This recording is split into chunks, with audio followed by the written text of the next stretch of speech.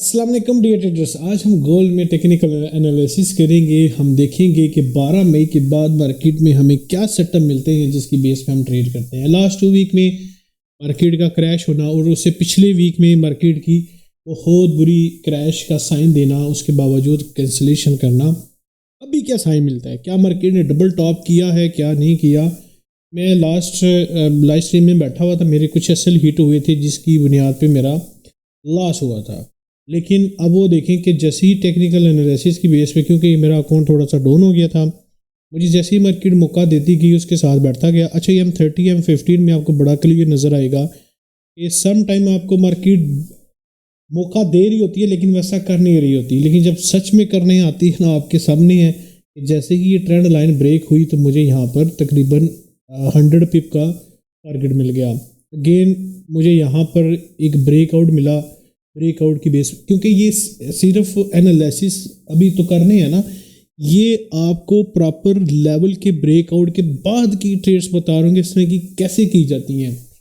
अब यहाँ पर भी अब तो यहाँ पे मेरी कुछ अचीवमेंट हुई, प्लस एक यहाँ पर जो मेरा एक और टारगेट चला था, इस टारगेट पे तो M15 की कैंडल मुझे फटाफट मुझे देगी थी, क्योंकि टारगेट क्योंकि यहाँ तक का एक इसका टारगेट था। प्लस मार्केट इसका डिसमिस करती है, जैसे ही डिसमिस करके आती है इस एरिया में रिजेक्शन देने लग जाती है। ठीक है, अब आपको ना H1 में भी दिखाता हूँ, इसकी रिजेक्शन बड़ी सॉलिड थी और इस पर मैंने रिस्क लिया था। और रिस्क मैंने मुझे जहाँ तक मुझे नज़र आ रहा था कि मार्केट ने तकरीबन 92 या 90 तक का एक लाजमी टारगेट देना है। तो इस बेस पे मैं इस कंफर्मेशन पे मैंने यहाँ पर ट्रेड लाजमी ली थी।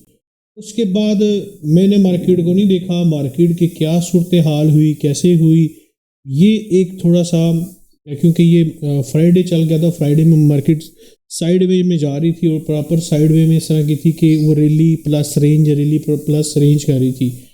लेकिन इसमें एक और मैं ट्रेड यहाँ पर भी एक उठाना चाह रहा था, जो कि 54 के नीचे मैंने बाय का एक बताया था कि आप 54 से बाय नीचे की वाला कर सकते हैं। ठीक है, 54 ऑलमोस्ट यहाँ तक बन रहा है, तो इसके नीचे मैंने बाइंग सेल का ऑप्शन दिया था। लेकिन मार्केट यहाँ पे बहुत ज़्यादा वैल्यूटाइल हो रही थी, बहुत ज़्यादा मैनिपुलेशन कर रही थी प्राइस में, जो चीज़ें कन्फर्मेशन दे रही थी कि फेलियर बेस आ रहा था। अब बढ़ते हैं जी के, क्योंकि देखिए ना एसएल हिट हुआ था हमारा, यहाँ पे बात ख़त्म हो गई है। मेरा यहाँ पर एक और ट्रेड भी थी। बात करने का मतलब ये है कि अच्छा, मैंने यहाँ पे एक बाय की ट्रेड ली थी और मैं देख रहा था कि मैंने बोला भी था कि 3370 का ब्रेकआउट देखिए, अगर ये 70 का ब्रेकआउट फौरन हो गया आपको प्राइस एकदम ऊपर ले जाती हुई नजर आएगी। लेकिन 70 पर एक रिजेक्शन दी और रिजेक्शन देने के बाद प्राइस में एक बेरिश साइन आता गया। अब बढ़ते हैं हम अपने एनालिसिस की तरफ चलते हैं। आपको बताने के मतलब ये है कि प्राइस सेक्शन पे बहुत सारे काम होते हैं, लेवल्स पे बहुत सारा काम होता है। जब जहाँ पे मार्केट आपको रिजेक्शन देती है, उस रिजेक्शन पे आपकी बहुत ज़बरदस्त किस्म की ट्रेड हो सकती है। एक आपको रिजेक्शन पे बेहतरीन ट्रेड मिलती है और आपको दूसरी ब्रेकआउट पे मिलती है, जो कि अभी ब्रेकआउट पे मुझे सबसे प्यारी जो ट्रेड मिली थी M15 में दिखाता हूँ। सबसे प्यारी जो ट्रेड थी मेरी वो थी कि वो ब्रेकआउट पर थी। यहाँ से ब्रेकआउट हुआ, एक फटाफट मेरा टारगेट हिट किया, क्योंकि इसकी एक्सपेक्टेशन मुझे इतनी अच्छी नहीं लग रही थी कि मतलब कि मुझे ये था कि 1-2 घंटे लगाएगा, लेकिन बड़ा अच्छा ये टारगेट अचीव कर गया। तो अब मार्केट ने रिजेक्शन की थी। अच्छा, इसकी रिजेक्शन हुई थी, जैसे कि हमारे पास रिजेक्शन थी ट्रेंड लाइन से इसने रिजेक्ट किया था। अच्छा, ये ट्रेंड लाइन जैसे ही रिजेक्ट करती है प्राइस को, एक नेक्स्ट कैंडल जो ओपन होती है उस लेवल से ऊपर ले जाती है। आपको याद होगा जब मैंने बोला था कि 3270 से अगर प्राइस ऊपर जाती है तो आपको ऊपर जाती भी नज़र आएगी, वो भी आपको नज़र आ गया। प्राइस में तो ऑलरेडी डाउन फेस आ चुका था, यहाँ पे मार्केट बहुत सारा सेल का साइन दे चुकी थी, एक इवनिंग डोजी स्टार दे चुकी थी, उसके बावजूद कैंसिलेशन हो गई है। जो आपके माइंड में अगर सेल वाली कहानी है या कुछ है ना, देखिए मैं आपको शायद ये लग रहा हो कि इस बंदे को सेल पसंद नहीं है, हमेशा बाई की बात करता है। आपके सामने भी जो मैंने ट्रेड्स की थी स्कैल्पिंग, वही स्कैल्पिंग है लेकिन इंट्राडे हो गया। यहाँ पे हमने ज़बरदस्ती नहीं करनी मार्केट में कि नहीं डेफिनेटली हमने सेल लेनी है या डेफिनेटली हमने बाय लेनी है, ये चीज़ें नहीं होने जाएंगी। ठीक है, अब मार्केट के साथ चलने वाला काम करते हैं, ठीक है, वही हमें सक्सेस करता है। डेफिनेटली हमारे स्टॉप लॉस हिट होते हैं। अगर स्टॉप लॉस हिट नहीं होंगे, यकीन जाने आप मार्केट में कामयाब नहीं हो सकते। स्टॉप लॉस का मतलब भी यही होता है कि आपका सेटअप फेल हो गया है। टेक्निकल जो मार्केट कंफर्मेशन दे रही थी फेल हो गई है। आपके पास सबसे बड़ी जो एग्जांपल आपको यहाँ पे नज़र आ गई है कि इवनिंग डोजी स्टार पैटर्न के बावजूद प्राइस ऊपर गई। मैं आपको ये नहीं कह रहा कि जी आप ये स्टॉप लॉस का या कोई, मैं आपको कुछ चीज़ें एक्सप्लेन कर रहा हूँ। मतलब ये है कि मार्केट में अभी भी जो चीज़ें चल रही हैं ना, वो ट्रेंड बाय की ही तरफ चल रहा है। लास्ट वीक में आपको एनालिसिस जो मैंने शेयर किए थे, मैंने कहा था कि जैसे ही मार्केट आपको एक नेक्स्ट कैंडल नीचे गई, आप उसमें से बाय उठाना। सेल वाली कहानी कहीं छोड़ी ही नहीं है। मैंने कहा ही नहीं है कि सेल करना, ठीक है, ट्रेंड इसका बुलिश है। अच्छा जी, अब तो हमें एक बुलिश ट्वीजर मिल गया ना, ये तो मेरा फेवरेट सेटअप होता है। इस फेवरेट सेटअप पे हम क्यों नहीं ट्रेड करेंगे, मुझे बताए। ये बड़ा बेहतरीन सेटअप है और एक बेहतरीन कन्फर्मेशन है, क्योंकि प्रीवियस कन्फर्मेशन इसने फेल की है। ये वाली एक डबल ट्वीजर है जो कि एक बुलिश ट्वीजर होता है। इस ट्वीजर का मतलब ये होता है जैसे कि हमारे पास वीकली बना है, आने वाले टाइम में मुझे 2000 पिप तक लाजमी टारगेट ये देने के लिए राजी होगा।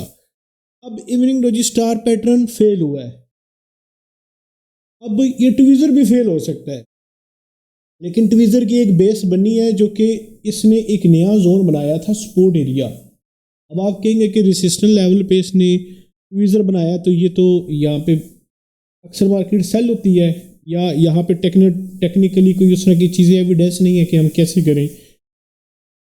जब मार्केट में लिक्विडिटी का, आपको तो पता ही है, लिक्विडिटी आई, जो कुछ भी हुआ मार्केट में, देखें कि मार्केट की भी बेस क्या बन गई है। ये बेस बन गई है, इससे ज़्यादा ना मार्केट नीचे जा रही है ना ऊपर जा रही है। तो टेक्निकली मार्केट का ये होता है कि जब ऊपर उसने हाईएस्ट लेवल लगाया, फिर नीचे की तरफ आना उसका बनता है। तो नीचे वाले जो इसमें प्राइस वॉल्यूम है और जो मोमेंटम है, वो जैसे बायर आपको स्ट्रोंगली नज़र आ रहा है कि बायर की यहाँ पे पूरी पूरी मर्जी है कि प्राइस को मज़ीद पंप करे। असल में कैंडल्स को देखने का मतलब ही यही होता है कि आपको प्राइस हमेशा एक स्ट्रोंगली पता चलेगी कि यहाँ पे बायर कितना बैठा हुआ है और यहाँ पे सेलर कितना बैठा हुआ है। क्या कैंडल देखो, डिजिट पहले डिजिट्स चलते होते थे, नंबर चलते थे, वहाँ पे बाय सेल करो, जो कुछ करो, लेकिन ये कैंडल के ऊपर सारी जोर होता है। कैंडल ही हमें बताती है कि बायर कितने जोर में है, ठीक है। जैसे कि हम अपना कोई रिकॉर्ड को देखेंगे तो रिकॉर्ड हमारे पास ये बैक हिस्ट्री आती है, जहाँ पे पता चलता है कि सेलर कितना स्ट्रॉन्ग है। कैंडल्स की कंफर्मेशन, कैंडल की cancellation, it matters a lot. आपके अकाउंट को यही ग्रो करती है। अच्छा, ट्रेंड लाइन की भी इसने रिस्पेक्ट की थी, ये भी हो गया। अच्छा, जितनी भी चीज़ें की है ना, ये सादा अल्फाजों में है। अगर मैं आपको यहाँ पे, अगर आप हिंदी, उर्दू, पंजाबी समझने वाले हो, मैं आपको यहाँ पे आके इंग्लिश में समझाना शुरू कर जाऊँ, आपको अंडरस्टैंड नहीं होगा। इसी वजह से मेरी कोशिश होती है कि सादे अल्फाजों में बात करूं ताकि आपको सीखने के लिए मिले, ठीक है। इस मार्केट की जो लैंग्वेज है ना, वो इसकी कैंडल्स हैं। कैंडल्स को समझना होता है, उसकी मूवमेंट को, मोमेंटम को, स्ट्रक्चर को, लेवल्स को समझ गए, मार्केट आपके हक में नहीं बल्कि आपके हाथ में होगी, ठीक है। अच्छा, इसको थोड़ा सा हटाते हैं, थोड़ा सा देखते हैं कि मार्केट की टेक्निकली कहाँ तक एक रिट्रेसमेंट होती है। अगर मैं, क्योंकि मेरे पास जो चीज़ें नज़र आ रही हैं ना, कि इस चीज़ों की जो वैल्यू नज़र आ रही है कि प्राइस में जैसे ही ओपन हुई थी कि मार्केट ने कोई भी नीचे थोड़ी बहुत भी विक नहीं दी। अगर ये विक देता तो इसकी जो रिट्रेसमेंट थी वो कुछ और होती, लेकिन यहाँ पे भी रिट्रेसमेंट का जो जोर है वो ऑलमोस्ट प्रीवियस कैंडल के जोर पर है, ठीक है। लेकिन ये भी बहुत कम चांसेस नज़र आ रहे हैं कि मार्केट ऐसा करेगी। ज़्यादा इसमें एविडेंस इकट्ठा करने के लिए हम देखते हैं मज़ीद कि क्या मार्केट में क्या कुछ आएगा। एक तो मेरे पास बता रहे कि 3258 का एक बेहतरीन रिट्रेसमेंट लेवल है, 3258 का एक बेहतरीन रिट्रेसमेंट लेवल है। आई एम नॉट श्योर, ठीक है, आप भी श्योर नहीं है, लेकिन चार्ट कह रहा है कि ये 3258 तक जाएगा। अब श्योरिटी कैसे आएगी? अब हमने मज़ीद जाके देखना है कि जी हमारे पास श्योरिटी क्या आती है, ठीक है। अच्छा जी, अब मैं आ जाऊंगा जी। अच्छा, मैं एक और चीज़ देखना चाह रहा था, मंथली कैंडल का भी जोर है। मंथली कैंडल की एक और चीज़ आपको बताना चाह रहा हूँ कि एक तो इसने बड़ा ज़बरदस्त किस्म का मंथली कैंडल ने काम किया कि जो यहाँ पर रिजेक्शन दी है प्रीवियस कैंडल से ऊपर। वीकली कैंडल की भी जो क्लोजिंग हुई है वो प्रीवियस कैंडल से ऊपर प्राइस का क्लोजिंग मिला। जो प्रीवियस हमारे पास मंथली कैंडल थी उसकी बॉडी के ऊपर क्लोजिंग हमें मिली है, जो कि एक हमारे हक में भी आती है। प्लस अगर इसको रिजेक्शन लेना है तो रिजेक्शन इसको इस एरिया में लेना चाहिए था जो कि प्रीवियस वीक था, तो हमें यहाँ पर रिजेक्शन नहीं मिला। प्लस अभी हमारे पास मार्केट में जो जोन की वैल्यूडिटी है वो हमारी इस एरिया में आ रही है, ठीक है। अच्छा, इसको देखते हुए मुझे यहाँ पे प्राइस की क्या नज़र आती है कि जी मंथली के हिसाब से एक और रिट्रेसमेंट जोर हो सकता है। वो रिट्रेसमेंट जोर जो अभी मुझे बता रहा है वो 3280 से लेके 86 तक एक रिट्रेसमेंट है, जो कि मुझे यहाँ पे एक बेस्ट अपॉर्चुनिटी को देखना है। अच्छा, इन चीज़ों को मिक्स करते हुए हमें एक रिजल्ट निकालना है कि हमें अच्छी बाय, क्योंकि मार्केट ने बाय का साइन दिया है। अभी आपको लंबी चौड़ी कहानियाँ नहीं सुनानी ना बताना है, बाय का साइन नज़र आ गया। अब इंट्री तलाश करें। तो सबसे बड़ा जो मेन काम होता है ना, इंट्री तलाश करना। बाय सेल कोई भी लगा लेगा, किधर से लगाना है ये तलाश करना है। आपकी बाय सेल की ट्रेड ओपन हो गई है, कोई मैटर नहीं करता, लेकिन मैटर ये करता है कि आपने क्लोज किधर करना है, चाहे प्रॉफिट में करना है लॉस में करना है, ये आपकी वैल्यू है। अगर आप इस चीज़ को फॉलो नहीं करेंगे आपके अकाउंट ग्रो होने के बजाय माइनस में होना शुरू हो जाते हैं। अब मैंने देख लिया था मंथली के हिसाब से क्या रिट्रेसमेंट है। अब मैं देखूंगा जी कि डे वन के हिसाब से क्या। अच्छा जी, डे वन के हिसाब से एक तो ये है कि एक ट्रेंड लाइन मेरे पास नीचे चल रही है, उसकी एक्सपेक्टेशन थी कि मार्केट यहाँ तक का एक रिट्रेसमेंट करे। अच्छा जी, इस डे वन की कैंडल के हिसाब से अगर मैं चीज़ों को एनालाइज करने पर आऊँ तो मेरे पास मज़ीद बाय का टारगेट क्या होगा उसके ऊपर मैं बात करता हूँ। पहली तो बात यह है कि कैंडल की जो वर्किंग हुई है इसके मुताबिक मुझे यहाँ का एक बता रहा है एक बेहतरीन रिट्रेसमेंट लेवल जो कि 3310 का है। अब देखें कि मंथली और आपके पास आ गया वीकली। अब इन चीज़ों को टेक्निकली निकाला जाए तो डे के हिसाब से भी है, लेकिन मुझे फिर भी इसमें एक और रिट्रेसमेंट नज़र आ रही है। ये तो हमें लो रिस्क पे ट्रेड यहाँ पे मिल सकती है, 3310 पे लो रिस्क पे ट्रेड मिलेगी, ठीक है। ये एक रिट्रेसमेंट एरिया है जो कि हमें एक वीकली या मंथली भी जो मैंने देखा उसमें बता रहा है कि ये जो 3387, लेकिन मेरे हिसाब से 3290 से लेके, अच्छा इधर इधर ठीक नहीं लिखनी हो रहा, मैं इधर लिखता हूँ 3290 से लेके 92 तक एक टेक्निकल एक अच्छा, क्योंकि मंथली कैंडल का भी जोर ऊपर की तरफ है, वीकली कैंडल का भी जोर ऊपर की तरफ है, और एक ही कैंडल का जोर भी काफ़ी ज़्यादा ऊपर की तरफ है। रिट्रेसमेंट अगर आपको 3310 पे मिलती है, छोटा मोटा रिस्क ले सकते हैं। मज़ीद अच्छा रिस्क आपको 92 से लेके 92 तक आपको अच्छा एक और रिस्क मिल जाएगा। हाईएस्ट रिस्क जो लेना है वो आपको मैंने वीकली कैंडल पे बता दिया कि आपने कहाँ तक का लेना है, ठीक है। अच्छा, ये एक ट्रेड होगी। लेट्स सपोज हम कहते हैं जैसे कि जंगी हालात बहुत सारे चल रहे हैं, जैसे कि पाकिस्तान और इंडिया के जो हालात थे उसकी वजह से मार्केट में कोई भी इस तरह की रद्द-ए-अमल हमें देखने को नहीं मिला। लेकिन जैसे रशिया यूक्रेन वार होती है या कहीं और होती है या कहीं पे भी, दुआ तो मेरी यही है कि कहीं पे भी वार ना हो, क्योंकि सिर्फ जो नुकसान होता है वो आवाम का होता है।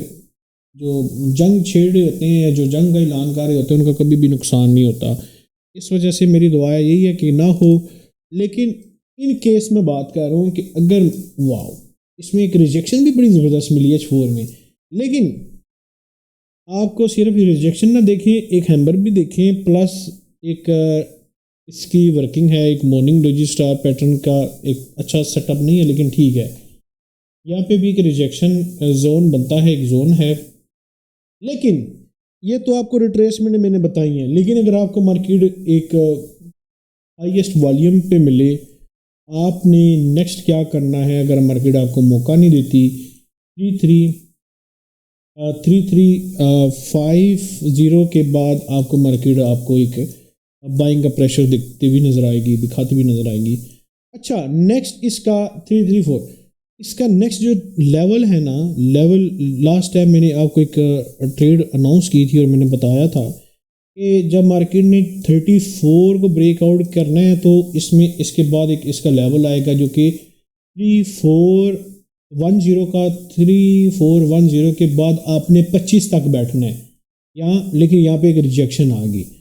अब मार्केट का जो नेक्स्ट लेवल इसके बाद हमारे पास होगा वो 3425 होगा, और 3425 के ब्रेकआउट के बाद आपको मार्केट दोबारा सिर्फ टच नहीं, ब्रेकआउट करता हुआ मिलेगी जो कि 3500 से ऊपर होगा। ठीक है, 35 से ऊपर आपको मार्केट डेफिनेटली मिलेगी। तो आने वाले वीक में देखते हैं क्या बेस्ट रिजल्ट मिल सकते हैं।